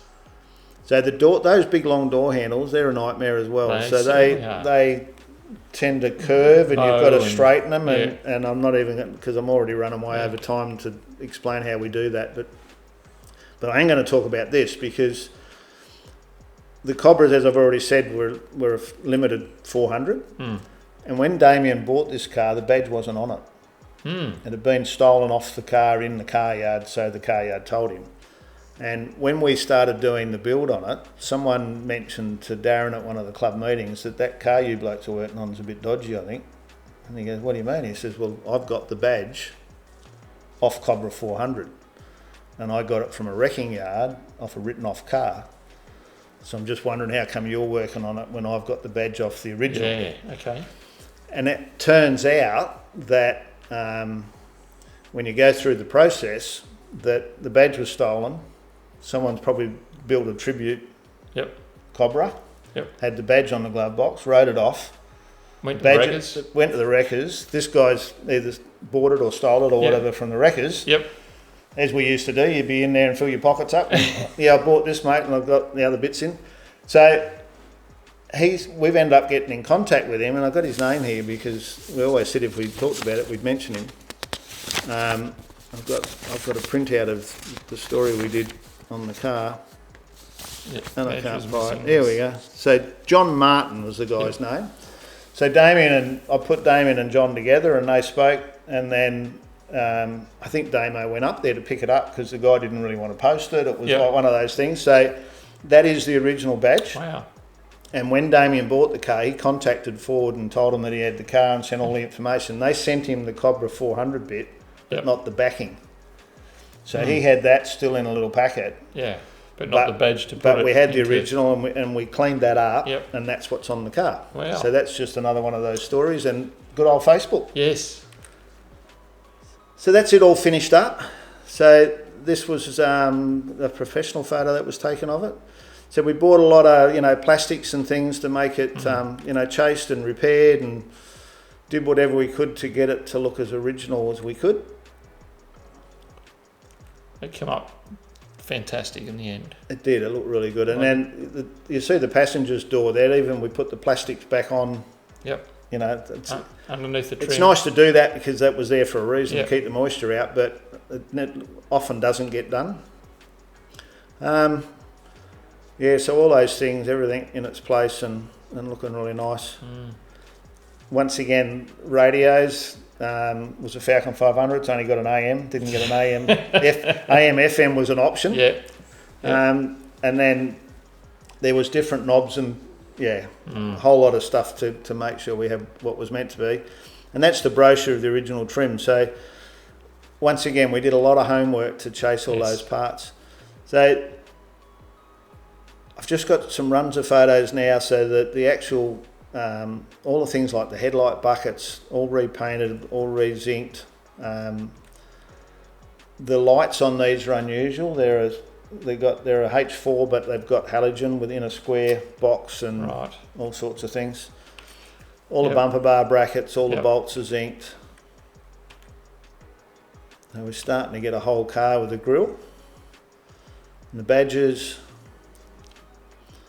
all the right lights. When we had it at Summernats, I actually asked a question on Facebook on the rear reflector, which should the red be at the front or the back? Well, didn't that create a discussion? I'm not even going to try and talk about that. No, don't go down that track. So this is now sitting in the shed all finished just before Summernats, and the lights at obviously the Mustang stand again. Yes. And the plan was just to see how it looked, and then my extended family, Adam and Kylie, come and picked it up and took it to Canberra for us because we didn't have any trailers or anything. Yep. And then that gave Kylie a couple of days on her own to give it a little detail. Magic, do a bit of a detail. Yep. You can see it sitting there with tailspin and the brocky. Yep. And then the next little video is a really good one of Damien and his partner. She's just doing a couple of photos or a video. Watching him fuss Proud as over punch. Yep. Getting ready to go through judging. So this, I get a lot of satisfaction out of standing over there and just watching them enjoy what we've been able to do. And that's it on the ramps at the Nats being judged. And that's sitting outside, and we got the nod that we'd made the top 60. So the car at Summernats was entered in authentic. Yes. So if you do well in authentic, you basically go into top 60 because you're a finalist in the awards. Yep. Yeah. And then this next little short video is the pair of them in the car driving in and getting their top 60 mug and bag of Maguires, I think. He probably didn't think in 1985 that he'd end up there. He'd end up there driving into the hall for top 60. Yeah. And that's it set up. So we just bought some new carpet, made up a bit of a banner for it, just on the computer. And it looked very, very sharp. And then we were fortunate enough to win top authentic. Yep. And the feedback that I got, at least, was the fact that people did feel like they were looking at a new car. Yes. And that it wasn't looking like a restored car, and that was our aim, and we're pretty happy to have achieved that. And then these next couple are off the stand, ready to go home. And then that's a proud shot. I said to Damien, I need to get a photo of you with the car, mate, because we haven't got one of those. So this was after the Nats. And then one of the things about Damien was he'd been wearing a lot of grief for a long time about people saying, you'll never put that car back together. Yep. Right? Yep. So I suggested to him that we set it up under the veranda at the workshop and invite all those people around for a sausage sizzle or just a get together. Yep. So family and friends and workmates to show them what you've achieved. Because he'd put in probably 3 full years and nothing else but go to work and work on this car. Well, he also had his house on the line, didn't he? Like in terms of how much he'd invested time, for sure. money-wise, for sure. Was incredible. And it was interesting that leading up to Summernats, I said to him, now you need to think about whether you want to keep this car. I said, because with where it's ended up, your aim was always just to make sure it was put back together. He always felt as though he had a commitment to the car community that this car should be reassembled and be kept because it was an important car. Yeah, the last of... So I said, you've achieved that. So if there's an offer coming, you need to think about how much you would take if you would sell it so that when it comes, you're not in shock about, I've got to make a decision. Yep. So I'd sort of geared him up for it, and it did come. And it was a couple of weeks after Summernats. It wasn't long after Summernats, no. And the problem was is that it was a collector or a family that collect cars, and they wanted to buy it as part of a special occasion for the father in that collection. Yep. This was the kids, obviously grown kids. And they had to have it within 6 weeks to meet their timeline. Yep. So all of a sudden, Damien had to make a decision, but then accept the fact it was going to be gone in a very short period of time after so much time. Wasn't going to get to enjoy it. So he did make that decision, but before that happened, we managed to get Street Machine to come and do some photos of it. And as it turned out, it really didn't suit Street Machine magazine, but one of their sister publications, Unique Cars, ended up running it. And this little video now is actually of the car out in front of my place, where he's actually sorted all the mechanicals, everything runs and drives, and we, to do the shoot for the magazine, we actually took it out to Huntley Hill Climb and did some driving shots, and this little video here was one of mine, where he was running up and down the road for the guy doing the still shots, which we'll see a couple of in a minute. So it was good to get a feature and also a cover of Unique Cars, and there's a video, and I'll put the link up that's on their site of an interview with Damien and I about the car and all the different things that have gone on, and this was one of those shots from Huntley Hill Climb, and then these are a couple of my still shots that I did up there as well.